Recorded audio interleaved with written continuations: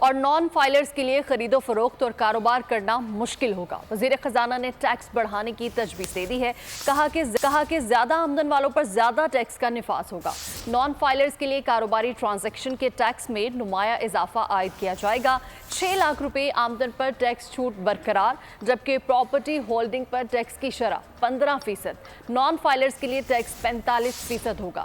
5 کروڑ کی جائیداد خریدنے پر فائلر کو 3% ٹیکس دینا ہوگا، جبکہ نان فائلر کی ٹیکس کی شرح 12% طے ہے۔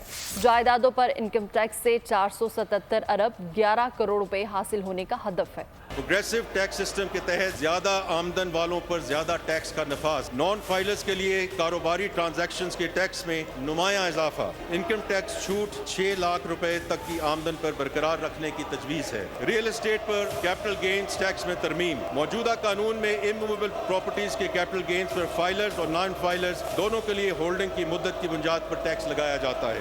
ہولڈنگ کی مدت سے قطع نظر 15% کی شرح سے ٹیکس وصول کرنے کی تجویز ہے، جبکہ نان فائلرز کے ٹیکس ریٹ مختلف سلیبز کے تحت 45% تک کرنے کی تجویز ہے۔ ریئل اسٹیٹ میں استحکام لانے اور اسپیکولیشن کو روکنے کے لیے نئے پلاٹوں، رہائشی اور کمرشل پراپرٹی پر 5% FED عائد کرنے کی تجویز ہے۔